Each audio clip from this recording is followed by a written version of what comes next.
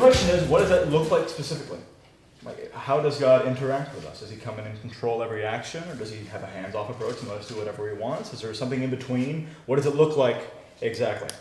And so there's a whole lot of build-up that goes up to this point, and you have to take my word for it, I guess, or go online and look at the past few teachings and look at the evidence we looked at building up. But we concluded that God is dedicated to bringing order to his creation, one way or another.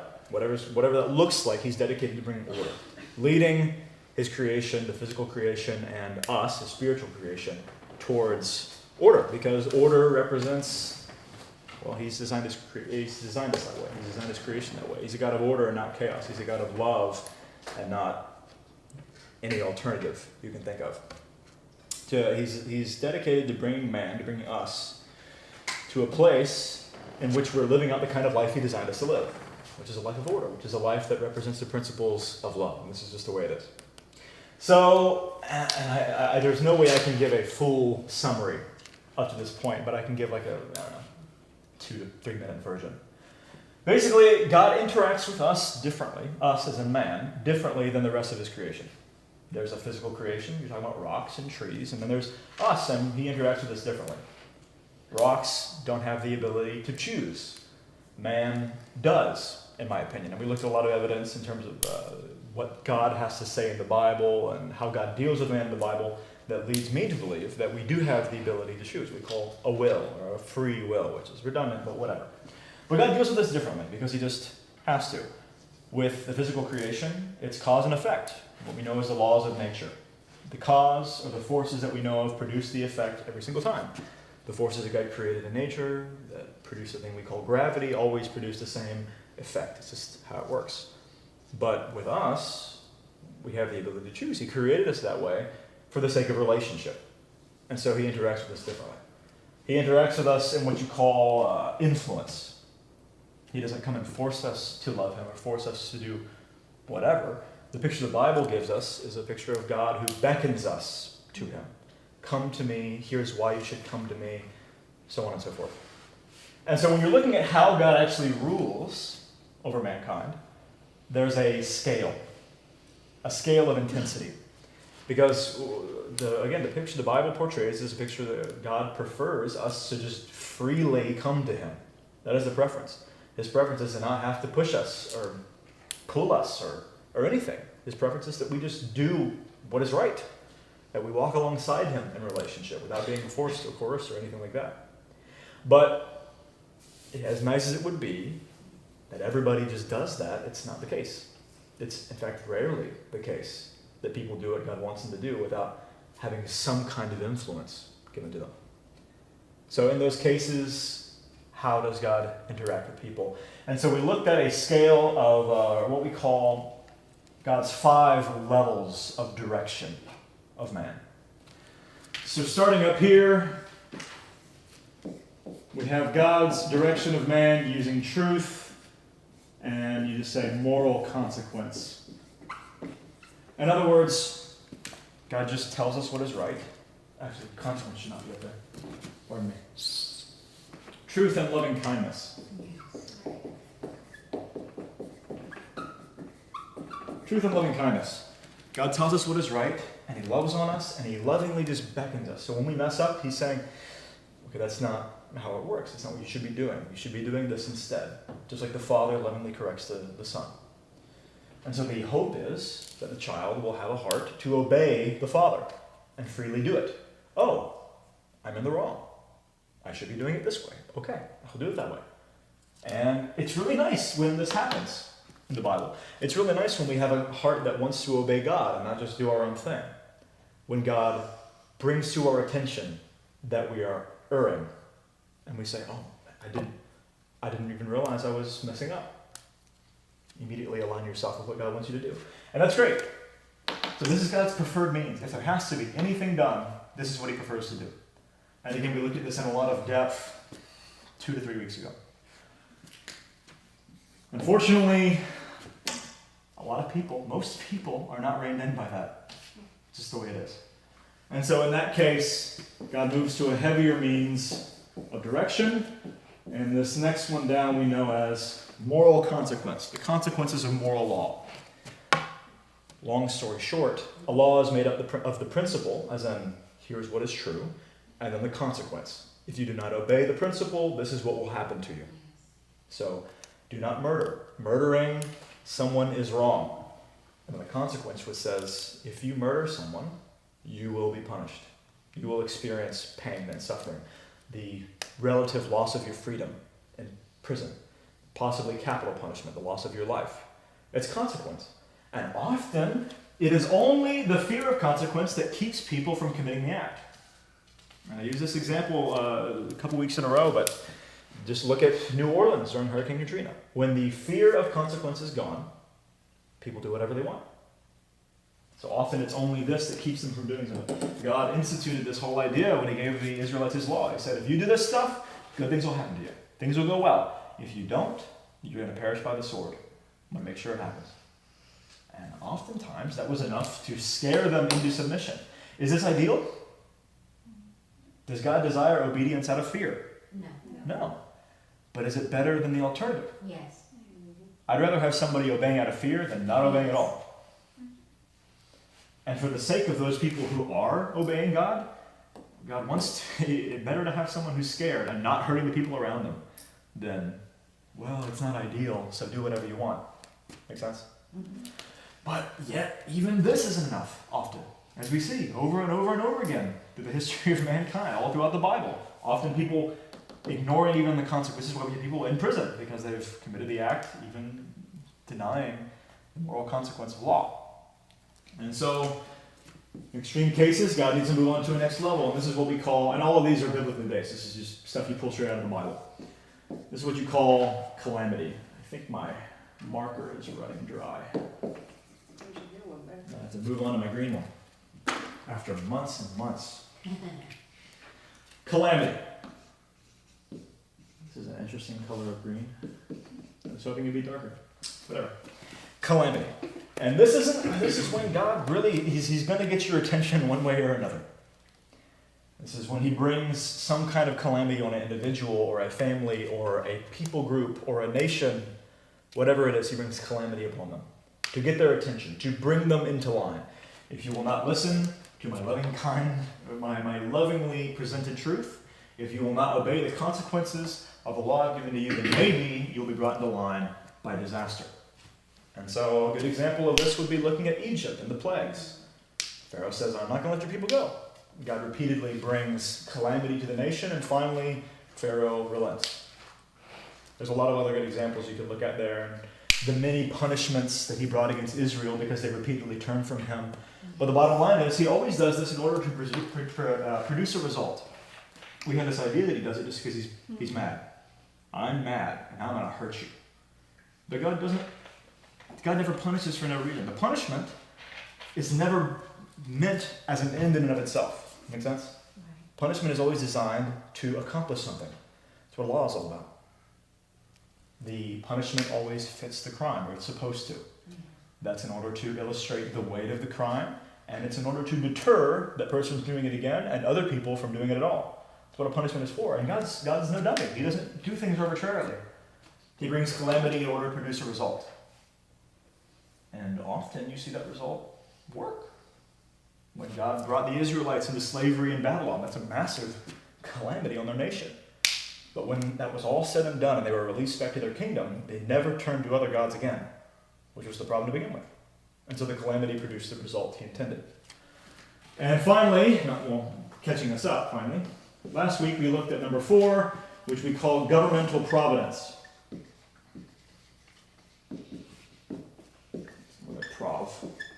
Governmental providence. Now, when you're looking at these first 3, you categorize these as influence. Influence. This isn't forcing anyone to do anything. People can respond how they will, and often do. Sometimes you see people choose to obey God whenever they're presented with the influence of truth and loving kindness, and often you don't. Same can be said of consequence. The same can be said of calamity. The calamity that was the Babylonian captivity did not force the Israelites to turn forever away from other gods, but they chose to.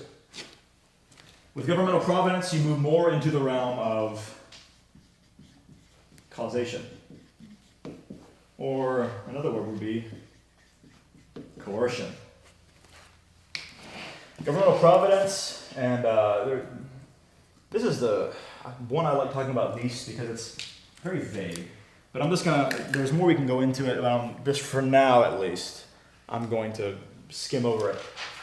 The bottom line is this is where God picks you up and forcibly moves you into doing something. This is because I'm going to accomplish my purposes whether you're selfish or stupid or not. This is when you say, with Nebuchadnezzar, when God made him crazy. He went out into the fields. And for an extended period of time, he was out there with the cows. I don't think that was something that Nebuchadnezzar had a choice in. God said, you know what, I'm going to accomplish my purpose, darn it. And you're not going to stand in my way. All these are leaning. But right here, God says, no, I'm not going to let you stand in the way. Now, in all the biblical cases, when he does this, it never has anything to do with choices of salvation. In the biblical cases. So just from what I read in the Bible, I would tend to think that God doesn't cause things in the realm of salvation. But it's just the biblical account. Now, again, without spending another half an hour on reiterating all the stuff I said last week, it'll have to be inadequate. We have the video online if you want to look at it more. But bottom line is, as you see, it's getting heavier handed. Progressively so. And so finally you have number 5. Yes. And this is the end. Very literally. So let's think in broad terms quickly. Question, and you can feel free to give your opinions here. Do you believe that man can reach a point where he can no longer be influenced in the right direction? Can man reach a point of no return? A point where he is evil and will not ever change? Your opinion? Yes, but it takes years of giving yourself over to depravity and not doing the right thing. Okay. Any other thoughts? I see some slight hesitant. Well, I believe so. If we look at Sodom and Gomorrah, that was clearly they were warned and Pharaoh. Yeah, Pharaoh was hardened by God, though. That's another whole. Right, and this is a whole thing that is somewhere in between here and here, maybe. And there's, I've decided to not go into it this week for the sake of time. Possibly we go going backwards into it next week because I think it's worth discussing. I just don't want to get stuck here because it's the muddiest one. I want to be moving forward. So depending on how number 5 goes, we might go back and look at the Pharaoh account because I do believe there's cases where God says, you know what, I'm going to force you to do, I'm going to bend you to my will to accomplish my purpose. Mm-hmm.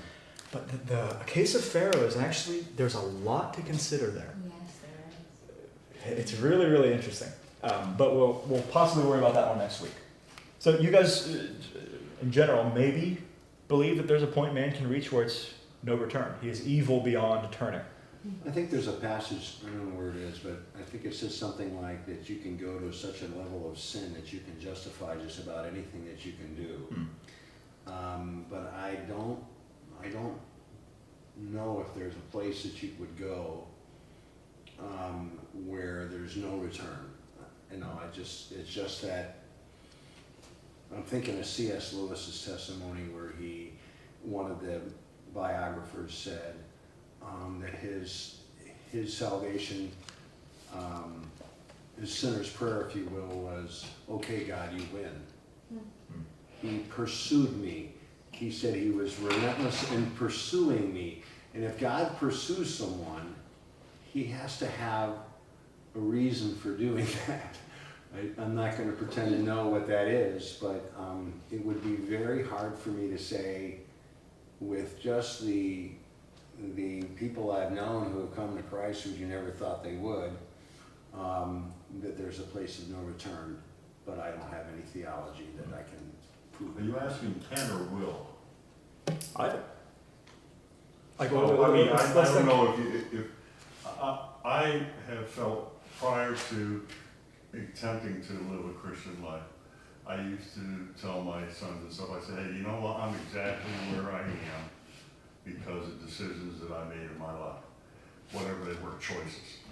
Putting that into a Christian context now, I just happened to hear, we talked about Ravi earlier, he was answering questions about why God, or would your God throw people into the lake of fire and so on at the end. And the way he answered that was similar in that he said, and I think I believe this too, that at the final ending, wherever that may be, however that may be, you're going to be exactly where you chose to be. So if you have free will, when free will stops, the responsibility stops with it. Yeah, Right? that's something we've talked about quite a bit. Yeah. And I absolutely agree with that. Whether or not you get so hardened that you won't. I mean, I also believe that there'll come a day when they say every knee will bow, everyone will bow, but I think people will still run from Christ. Yeah. So, Yeah, that's a tricky subject, huh? yeah. Yes. Because once you start talking about that, and you say, well, what about hell, and freedom and responsibility, and how can God be a good God in this case, and messy. This is why churches don't talk about it. Yeah. Yes. No, just keep your hands off. Yes. This is dangerous ground. I think what you're talking about is, you know, everyone can turn their lives around if they so choose, but I think God, being omniscient, can see when a person is not going to do it. And if they're going to cause so much harm in not doing it, then we're getting into these number 4 and 5, dealing with people. And now we're going to get even messier because we're talking about God's foreknowledge, which is right up there in the top 5 lists of do not talk about. So let's get, while we're getting messy, let's get really messy. Alright, let's put on our boots. Do you believe that Satan has a free will? Yes. Think carefully. I don't believe God would take away your free will. Did he have one to begin with? I believe so. Why? Yes. He chose to rebel. Yeah. Now, I will say that the account we have of the rebellion of Lucifer is really muddy. A lot more muddy than the church leads us to believe. It's actually like, what is it talking about? If you actually go and read it, it's not in any clear terms. But what is clear is, at one point, this thing we know as Satan seemed to rebel. Yeah. So, I don't know, it seems to me that he would have had some choice, at least at one point. Okay, so if Satan has a free will, he's wicked, right? He chose wickedness. Yes. Could Satan repent? In theory, but, In theory, but what? well, then we're getting back to that whole how deep has he gotten himself into this depravity and wickedness thing. Yeah, in theory, but... Like you say, but everything else. Yeah. Now, I mean, if he has a free will, then in theory he could repent, right? In theory, he could choose to turn away from his wicked actions. But will he? Don't answer the question. I know. But God. Does God have a free will? Now, if you say yes, you're borderline heresy. If you say no, you're definitely heresy. Yes. Choose your poison. Because he's sovereign. Yeah. He's sovereign, and it rains on people, and so he doesn't like just. But that's a really But tricky he question. can't just act all willy-nilly. He acts according to his own order always. Yes, Yeah. and his rules, his. Now, okay, his it orders. seems to me that, he has to have a will. Because if he doesn't have a will, then, how could he not have a will? That's... His will. Just because he That has a is- will, or just because he has to always act according to his order, doesn't mean he has a lot of options within that You order. see, here's the thing. I think God is so intelligent, and I think he's really good. I think if there's anything that is love, it's him, right?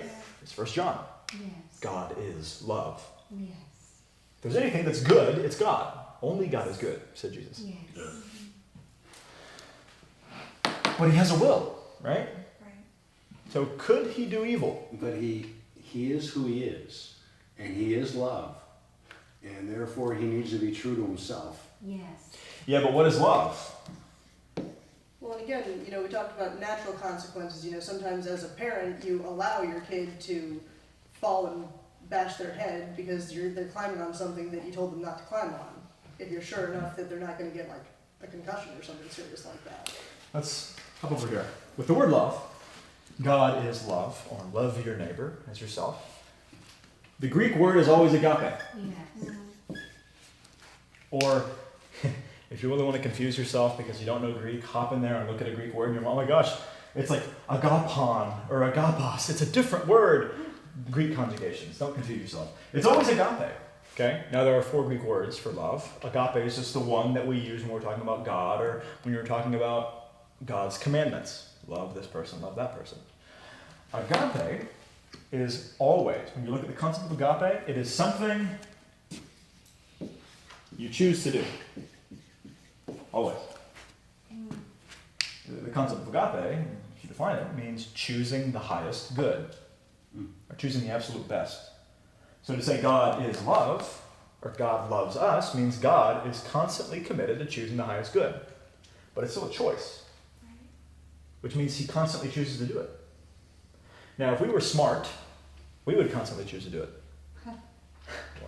Apparently we're not, because we constantly choose inferior choices, because everything else is inferior to this. But if God has a will, either he's bound. If you say, and this is, once again, it's a catch-22. If you say God cannot do evil, then he's not omnipotent. But if you say God can do evil, well, then God, it's more heresy. This is why we don't discuss these questions, because it's going to step on someone's dogma. Yes. Wow. I'll throw out my thought here. God is love, and you research the concept of agape, it's always a choice, which means God constantly chooses to do it. The only way you're able to choose agape is if you can also choose to not agape. Make sense? That's what makes agape valuable at all. Which means it seems to me that God could conceivably, my thoughts, my opinions, not the opinions of Life Church or anyone else, it's mine. God could conceivably do evil. But he never, ever, ever will. He never will. Why? That's not who he is. Because I think that he is so rooted. Yeah. He's so rooted in this that he's never going to turn from this. Never. You know what I think about Satan? I think Satan is so rooted in evil that he could conceivably, he could in theory turn, but he's so rooted in this thing, he never will. He could, but he won't. He won't. Again. Even though he knows he's going to lose. Even though he knows that. I don't think it's about winning, I mean, per se. I think it's about spiting the Almighty. Oh, you know, And again, it's just my thoughts, because you won't find that in the Bible. yeah. No. if I'm honest, I've been there doing things that I knew were self-destructive just to meet an Absolutely. end that I decided I wanted despite the consequences. That's what selfishness is, guys. It's not intelligent. Right. It's not. Satan is so far along that he knows he's being stupid. It doesn't matter. That's not what he's trying to do. Huh. Again, this is all fringe conversation. You don't go here because you can't find a verse in the Bible that, okay, yes I can, because I just did in 1 John, and I can find other verses I can bring out for this and this. But it's scary talk. It is. So while we're talking scary talk, do you believe that man can also come to a point where he's so good that he won't do evil anymore? No. Do you believe man can come to a point where he's so evil that he won't do good anymore? Wow.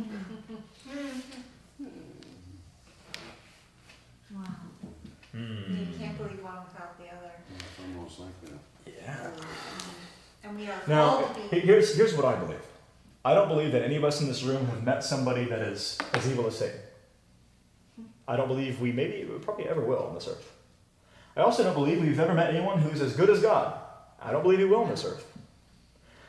But what's interesting is Jesus actually calls us to be as holy as God is. Yes. Be imitators. Be holy as God is holy. Be imitators of God himself. My hope is that someday, once I die, time will cease. We won't count it like we do now. I hope that someday I'm able to walk in the kind of consistent love that God does.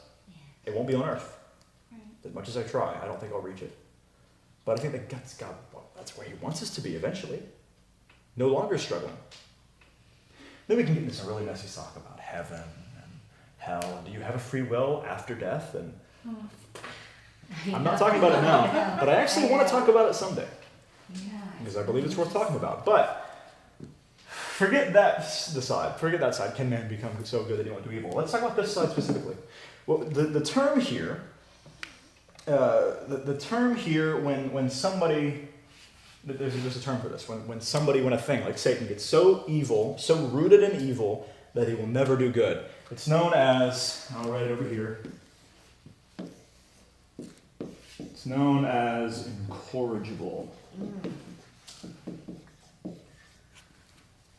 Incorrigible, which means wicked beyond correction. Like, in theory, but no. In theory, but incorrigible. Not going to happen. So that's the big thing. Can a human reach that point or get close to that point? Can whole cultures reach that point? Because we know in terms of cultures, it's a lot easier for a whole culture to snowball in a direction than one person. You have what's called momentum, inertia. Yes. Sort of like Nazi Germany. Yes. Hitler. Exactly like Nazi Germany. Exactly like a lot of cultures. Satan. Two men can rile themselves up to evil a lot faster than one can alone. And that effect just multiplies the more men you add to them. Men. People. So let's think hypothetically. What should God do in a situation, hypothetically, in which a person or culture or people group or nation hit a point of incorrigibility? I mean, what would be the effect of a people group that is incorrigible upon other people groups? Just spread. Indescribably wicked, destructive, right? Very detrimental, certainly. What if people reach a point where God is influenced, and finally people reach a point where he says, you guys you won't turn. You're not going to listen to me. What should he do in a situation like that? We know it's the Old Testament, it's throughout the New Testament. There's Timothy. God loves every single human being. He desires all of them to come to him. Yes. But what happens when they will not? Not right now, but will not, period. Ever. What should he do? It seems to me that in such a case, the only wise, intelligent, and loving thing to do is to remove them from the picture. Take them out of the equation. Like taking the yeast out of the bread. Yeah. And often, God will do that in this kind of way. Because it seems to me that he wasn't done with Nebuchadnezzar. He could have obliterated Nebuchadnezzar, but he didn't. He just gave him a really weird experience and then let him go. And I imagine, continued to try to reach Nebuchadnezzar. Why not? Do we know he loves Nebuchadnezzar? Loves.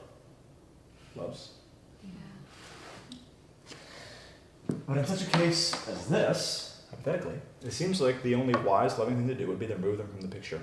Can you think of any cases in which this has happened in the Bible? The flood. There's one. There's two. Here's a hint. You can only think of 4 maximum. There's only 4. And one of those is a sort of. What about the nations that God told his people to go in and? That's number 3. Yes. Okay. And so what you call this kind of removing from the picture, I'm going to go ahead and erase this stuff over here so we have a little more space. What you would call this in these kind of cases when God removes them from a picture. Because we know that happens. And as far as this whole incorrigibility thing, this is theorizing. There's some language that God uses that would lead me to this idea, but bottom line is God does do this, and has done this. You call this his final judgment. What you notice is down that line we looked at, truth and loving kindness, consequence, calamity. governmental providence, and finally final judgment. Every step down, they get less and less frequent. Every single step down. With governmental providence, you see that a handful of times in the entire Bible. And with final judgment, you can only find 3 to 4 in the entire Bible in which God does Would this. the fourth one be the final judgment, like the end of days? No, No. that hasn't happened yet. Well, yeah, it was. So we don't know what we don't know what we don't know what it looks like. Mm. Don't quote Revelation to me unless you spent years and years studying it. I haven't, which is why I don't quote it. What's very clear is this is the rarest and most extreme means of direction that God uses over man. And what is also apparent is God hates it. Yes. He hates it.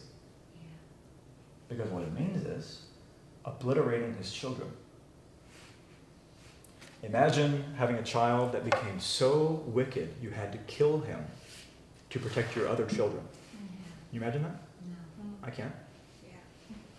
Imagine if there were tens, hundreds, thousands, millions of your children who you loved every bit as much as any of your other children, and you had to destroy them, kill them, for the sake of your other children. Mm. And God has a much greater capacity to love than any of us do. I think God loves a lot more purely than we do, Yes. at least right now. Yes. So every time this happens, it's tragic. For man, a human being becomes so completely immersed in wickedness, to so completely reject God's loving and wise direction, to despise God's love, to despise his kindness. And again, in 4,000 years of Old Testament history, you can only find 3 to 4 times in which this happens. It's very rare, it's very extreme, it's very sad. And we are going to look at all 4. Assuming we have time, because we're already at 6:36. Oh my goodness. I know. Time flies. But in chronological order, they are the flood,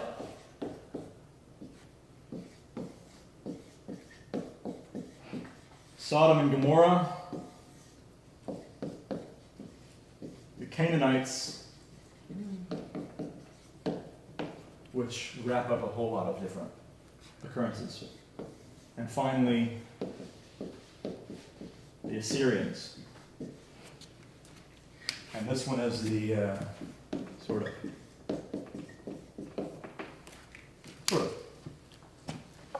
So we'll get through as many of these as we can. I'm questioning as to whether or not we can get through all of them. Because it doesn't take all that long, in this kind of context, to look at each. But there's still enough that I'm not sure we'll be able to make it. So let's look at the flood. You guys are all probably pretty familiar with the story of the flood, right? This is Bible school 101. Flood. Right near the beginning of the entire Bible, Genesis chapter 6, which stinks of all the ways to kick a book off. The creation, some genealogies, and then he obliterates all of his creation. It's really sad.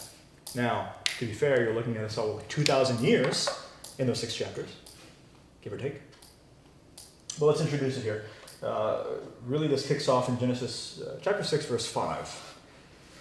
It says this: Jehovah saw that the wickedness of man was great in the earth, and that every intention of the thoughts of his heart was only evil continually. Think about what that means for a second. You have never met anyone in your life in which every intention of the thoughts of his heart was only evil continually. You may meet some people who half of the intentions of their heart are only evil, and those are like the worst people you can imagine. Every thought, everything was so... How? I can't think of another word to describe a person like that. Every thought of their heart. Genesis chapter 6, starting in verse 5. And then it says, Jehovah regretted that he had made man on the earth, and it grieved him to his heart. You want evidence that God hates to do this? That's the verse. God regretted that he did something. Now that has some really serious ramifications when you're talking about the nature of God, but we're not going to talk about that right now. The important part is, it says it grieved him to his heart. That whole verse is heart-wrenching. I have wept over that verse many times. It's tear you up. The word grieve there refers to a literal, if you actually take the Hebrew word, it refers to a heart pain. Oh. Like a gripping of the heart in which you cannot breathe. Imagine, you ever been hit so hard in the stomach that you're gasping for breath? Yes. This is the concept that's being referred to. Our God feeling pain because of his children. It's heartbreaking, and you see a picture of God's heart here. Only evil continually. So in verse 6, Jehovah says, I will blot out man whom I have created from the face of the land, man and animals and creeping things and birds of the heaven, for I am sorry that I have made them. And in verse 11, after he talks to Noah, now the earth was corrupt in God's sight, and the earth was filled with violence. And God saw the earth, and behold, it was corrupt, for all flesh had corrupted their way on the earth. And God said to Noah, I have determined to make an end of all flesh, for the earth is filled with violence through them. So we don't get a detailed description of what man was like at this point. Estimates have placed it at a couple million people. I saw one estimate that put it around 1 billion people at this point in terms of how long people lived and how much time they had to populate the earth. Because people were living a long time in that day. 500, 800, 900 years. That many people. The earth was filled with violence. Every intention of their heart was only evil, nothing else. So, here's a question. Was God vacant for that whole period? He creates Adam and Eve, and you have the Cain and Abel, and then he just leaves them alone and then comes back and, wow, they're wicked, I'm going to kill them now. You think? I don't think so. No. It's interesting. I think this was a long time coming. Long time coming. I think it was building up to this point. And I don't think we have a kind of God who will just sit and let it happen. From every picture you get in the Bible, he's a God that pursues. Yes. Relentlessly pursues. But he had representatives in their midst that called people back to him. You guys know who Methuselah is? Lived a long time. Lived a long time? Yeah. That's what we know him for, right? Yes. The man who lived the longest ever. We don't know that. But in the Bible, he's the man who lived the longest ever. 969 years. Yes. So the longest in the Bible, at least. He's Noah's grandfather.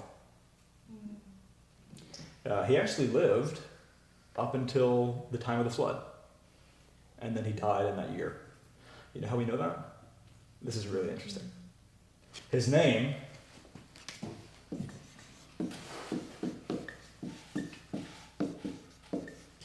Methuselah literally means, and this is a common practice in the day, to name your children something that just like words, just like that mean a thing. Methuselah, the closest literal translation we can get is, when I die, the flood. Oh, Really? Yeah. wow. 969 years before the flood actually happened. Oh my goodness. So, do you get the perspective? Now, this didn't happen by accident. No, Again, God's no dummy. no. This, when you say, what's your name? Methuselah. Well, they didn't have to say, what does that mean? Because that's the language. They knew what it meant. Wow. 900 years. 969 years later, he does this thing. Now, you think, incredible. 10 years later, you have 10 years warning. Almost a millennia Yes. went by before he actually carried out this judgment. Yes. Can you give you a picture of how patient and merciful God is? Well, even with Noah, you know, Noah. he was, they were saying that he was a righteous man, and that things kept on going on. People were getting married, they were living their lives, they were doing all these things in spite of all the warnings. Yeah, First Peter said that Noah was a preacher Yes. of righteousness, and that he was calling the people around him. Yes. No, I like to imagine that he continued doing that while he was building the ark. yes. People, because God spared every single person who he could. That ended up being Noah and his family. They must have thought he was a nut. Because it was in the desert, he's building this ark, you know? Yeah. And we have all kinds of, modern images from movies and stuff like that. But I think the reality is much starker and difficult than a lot of the modern representations. Bottom line is God is very patient. Mhm. He's very merciful, and he didn't want to do this. Mhm. It grieved him to his heart that he had to do this to his children. He regretted making man. It's heartbreaking. And again, he spared everyone he could, and when all options were exhausted, he had to do this. He said, every intention of your heart is only evil continually. You're not going to turn back to me. I'm going to take you out of the picture, and I'm going to start over. Originally, he was going to take them all out, but Noah was righteous. Millions of people, only one man held even sort of close to what God had designed them to. But he did, and God was heartbroken. But Genesis 7, only Noah's family was spared. And that's the first case. You get a feeling this is a light thing, No. easily undertaken by God, happily undertaken, to satisfy his rage. That's a picture a lot of people will want to give you. God is mad, and he's going to satisfy his anger against mankind by killing all of them. The picture I see is of God who, if there was any way to avoid this, he would do that. Because he loves people. He desires all would come to him, but they turn from him. It grieved him to his heart. So that's the first case of this, and obviously the most widespread case of this. Nowhere in any of these cases did nearly as many people die as in the flood. So that's the first case. So let's move on to number 2. Well, any questions about the first one that are on topic? Because I know we're borderline a lot of other topics. This is how it is. When you get into anything messy, it borderlines a lot of other stuff. It's very easy to rabbit trail. But if we did indulge every rabbit trail, we'd never end up talking about anything meaningful. Sort of. Okay, number 2. Sodom and Gomorrah. You guys relatively familiar with this story? Ish? Yes. This one's we don't like talking about this one quite as much as we do the flood in Sunday school. This is how we're introduced to Sodom and Gomorrah as places. Well, formally. This is Genesis chapter 18, starting in verse 20. It says this, "And the Lord said, because the outcry against Sodom and Gomorrah is great, and because their sin is very great, I will go down now and see whether they have done altogether according to the outcry against it that has come to me. And if not, I will know." In other words, he's going down there to give them one last chance. One last shot, as we're going to see. You know who he told that to? Abraham. Now, how did Abraham respond? He pleaded. Yes. He pleaded. He didn't want Well, it's 2 cities to be interesting. wiped off the face of the earth. And you have this bargaining down, Yes. and eventually you have this hyperbolic statement. If there are even 10 people in this entire city, I will spare it for the sake of those 10. Now, it's again hyperbole here. He was making a point, as we're going to see. There weren't 10 people righteous. Now, the ones who were righteous under 10 were spared. There were 3. Wow. But that's a telling statement. I'll spare the ones who are righteous. I'll spare the ones who can be lovingly spared. I will not destroy it for the sake of 10. And so the test begins. Starting in chapter 19. Chapter 19 is the Sodom and Gomorrah chapter. Right at the beginning, in verse 1, it says, "Now 2 angels came to Sodom in the evening. And so Lot, who is Abraham's cousin, who's living in Sodom, he sees them at the gate. And he immediately says, 'Please, please, stay the night with me, rise early, and be on your way.'" And there's an urgency you get from Lot. "Please, stay with me, and then get out of here as soon as you can in the morning." And they actually said no. They said, "No, we will spend the night in the town square." And Lot says, quote, "Press them strongly." And then they acquiesced. They agreed to stay with him. Any ideas why Lot would be so worried? I think it was so evil and so bad. Yeah, we're going to see that pretty clearly. And like the next two verses, And the they next actually two come to verses. his house and try to. It says here in verse 4, chapter 9, 19, verse 4. Now before they lay down, the men of the city, the men of Sodom, both old and young, all the people from every quarter surrounded the house. And they called out to Lot, "Where are the men who came with you, or who came to you tonight? Bring them out to us that we may know them." The word "know" there is Hebrew yada, which means they're talking about sex, and specifically they're talking about rape.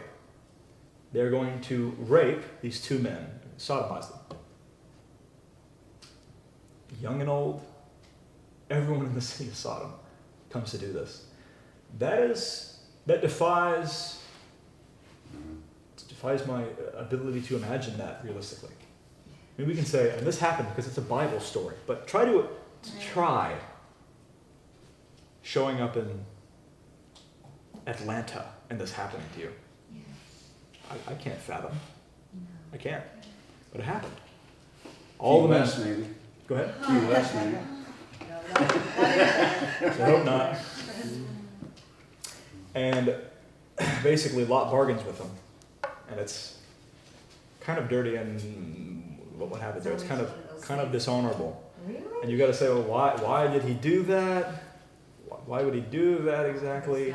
Maybe he was trying to maintain the honor of these two men. Maybe he had an idea of what they were, God's people. Who knows? But he offers his daughters to them. And they say, he said, "Please do not be so wicked. Please don't be so wicked, my brothers." He said, "This man attempts to judge us. This man who is a sojourner, who comes from the outside, he's going to try to judge us. Now we're going to treat you worse than we were going to treat them." And so it says they pressed up against him so hard the door was going to break. They were trying to kill him. They were going to kill him. And the angels reached out, grabbed Lot, pulled him in, and it says they blinded the men outside the door. Yes. And this is the point right here that for me gives some idea of how wicked. To me, it points to this. After being blinded, okay, say you're doing something very wicked, and suddenly you're blinded by a supernatural power. That's got to be a jarring thing. Like I need to step back. There's something bigger here at work. But the reaction, it says, was to blindly continue groping. Now they're blinded. They've been blinded by a supernatural power, and they're still kind of trying to blindly find these two men and rape them. To me, that says no longer human. Yeah.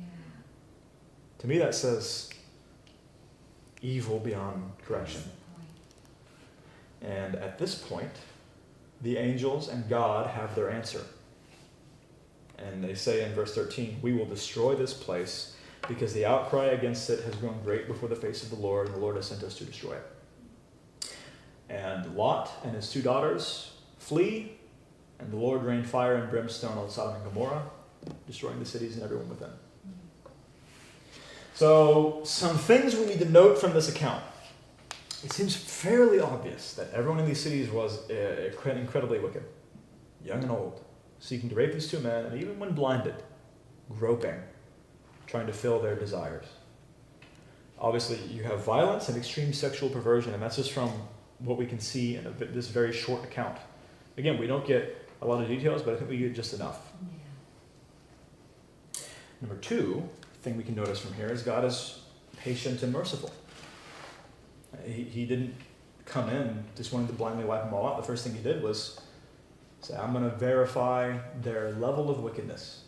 Sends angels down, and in the face of that blind groping to rape his angels, he says, "That's it. That's it. That was my chance." And furthermore, you have this whole picture of Abraham bargaining with him. And God, a very strong point is made. If there are even 10 men, the entirety of the city, I won't destroy it for the sake of those 10. I'll spare all the rest for the sake of those 10. But they weren't there. There was only one sort of righteous man. Lot was no paragon, was he? Now you can try to justify his actions, but in the end he tried to offer up his two virgin daughters to this crowd.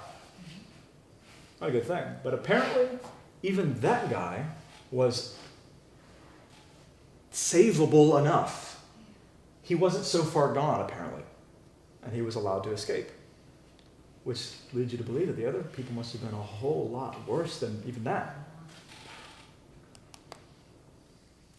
And again, God spared those he could. Well, that's the second case of this happening. And really, again, you only find 2 more after this in the rest of the Bible. And this one is not really. This is the case of Jonah. Oh. And so we'll get there. But you guys know the story of Jonah. Now, the Canaanites actually takes a long time to go into. And believe it or not, we are already at 5 till. Unbelievable. So what we'll do next week is go to the Canaanites, and we're going to look at the Canaanite gods. Because it's only in understanding their gods and the way they worship those gods that we can get a picture of the wickedness of the Canaanite people. And then finally we'll look at this last case with Jonah and the Assyrians. Nineveh is what we know, and Nineveh was the capital city of Assyria. It was the last few minutes here. Any questions? Thoughts?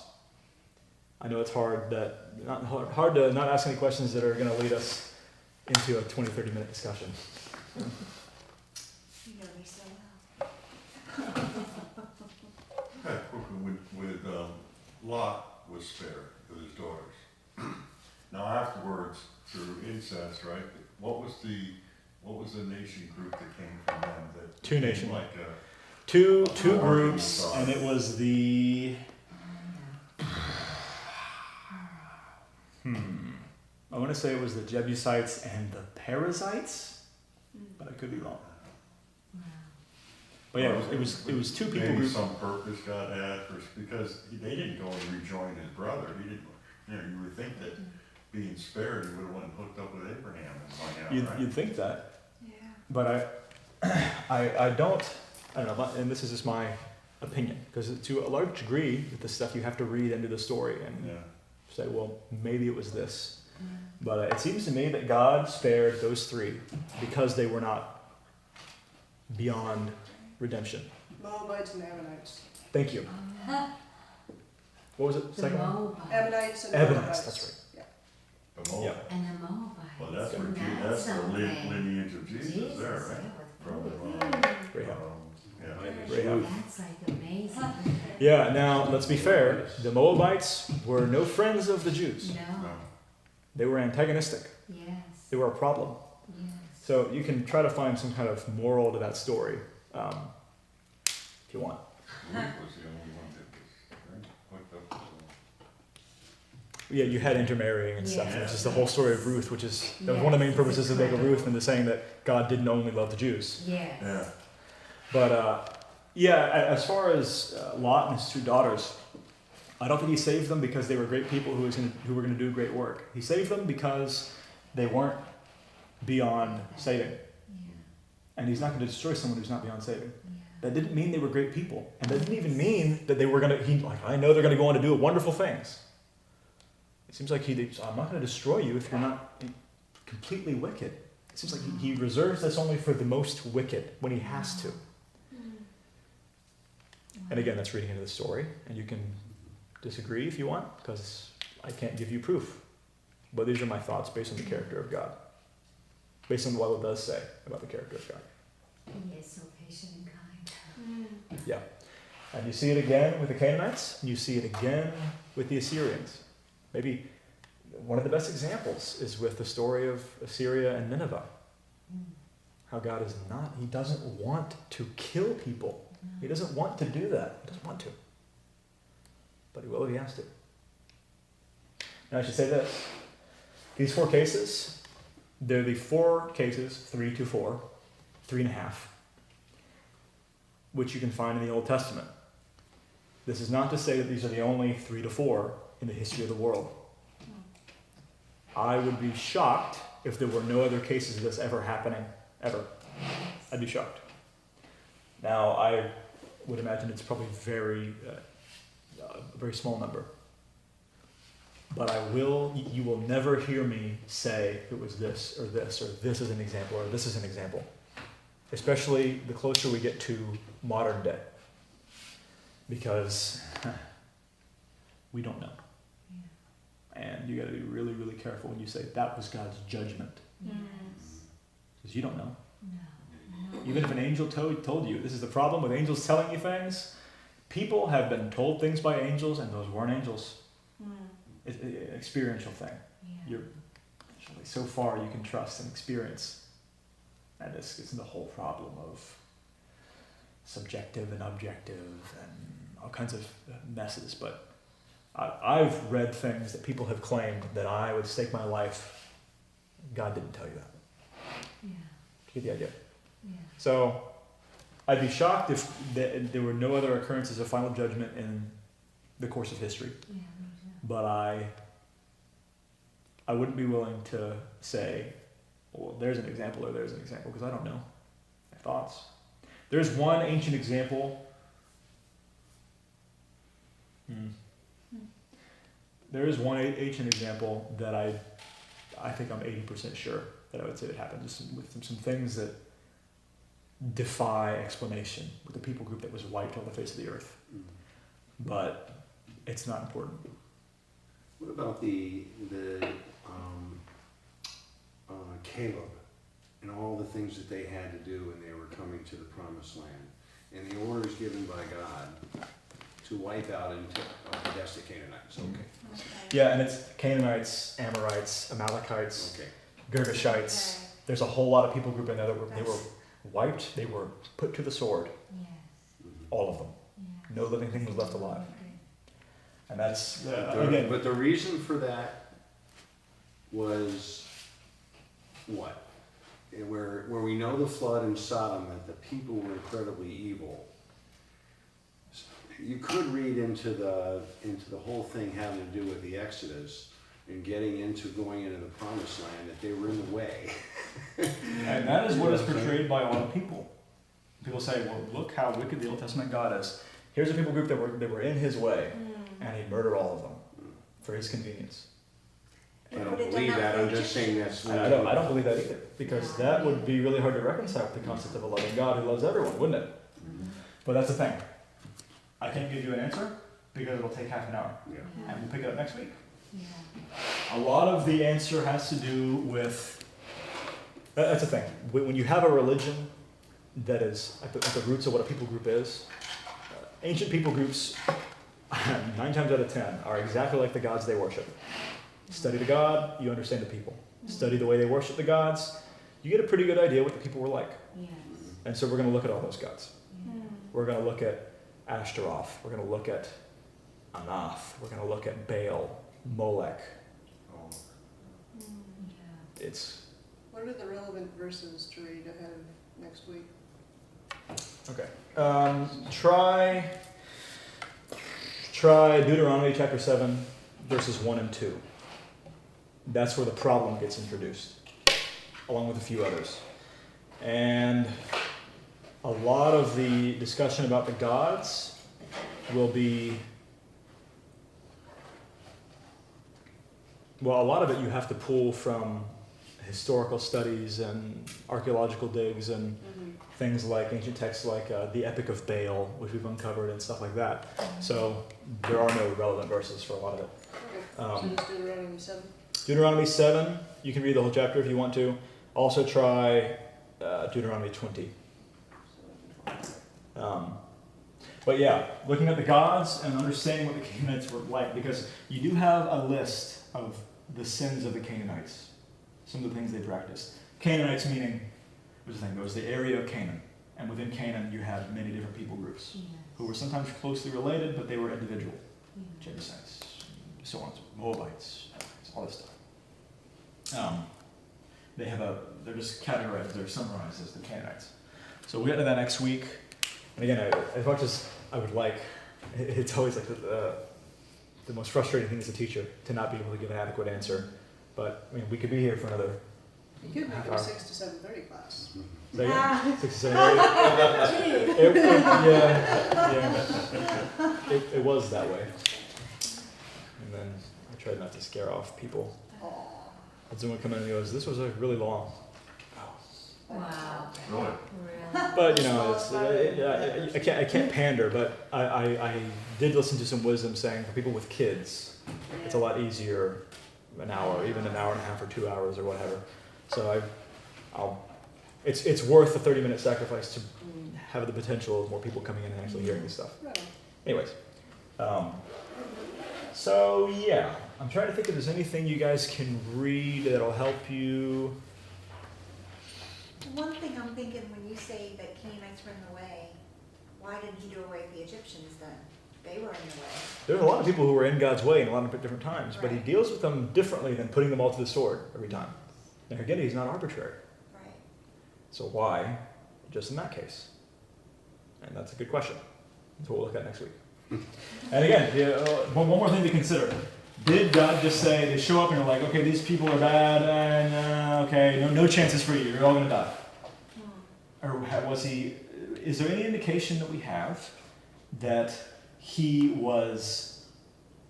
had been working to pull the Canaanite people toward him prior to suddenly the Israelites showing up with Joshua? That is a question that I'm not going to answer. So we'll look at it next week. Search first. Okay. What a fisherman. Better remind